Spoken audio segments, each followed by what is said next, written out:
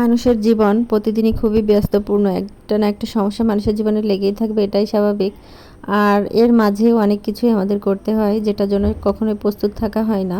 এই যে হঠাৎ করে এখন পিঠা বানাই দিতে হবে, দেখেন এখানে তো কিছুই রেডি করা নেই। যাই হোক, বাসার সামনেই আমার নারকেল গাছ, চলে গেলাম নারকেল পাড়তে এখানে। তাও দেখেন নারকেল পারবো কি দিয়ে, নারকেল তো পাড়ার কিছু না। এখন একটা কুটা নিয়ে আসলাম, কুটেটা দিয়ে অনেক চেষ্টা করতেছি নারকেলটা পাড়ার জন্য। আর রাস্তার সামনে যেহেতু বড় রাস্তা, মেন হাইওয়ে, এই রাস্তা দিয়ে প্রচুর পরিমাণে গাড়ি যাতায়াত করে। এখন অবশেষে আমরা নারকেলটা পেড়েই ফেললাম। আর নারকেলটা পাড়ার জন্য অনেকটা ভোগান্তি পোহাতে হয়েছে, যেহেতু গাছটা অনেক উঁচু ছিল আর রাস্তা দিয়ে সবসময় গাড়ি যাচ্ছিল। এদিকে সাবধান থেকে নারকেলটা পাড়তে হচ্ছিল যাতে কোনো সমস্যা না হয়। আমার জামাই নারকেলটা খুব ভালোভাবে পারলো। এখন নারকেল পাড়ার পরে এখন এটাকে আবার সুন্দর করে কাটতে হবে। কেটে আমি এই যে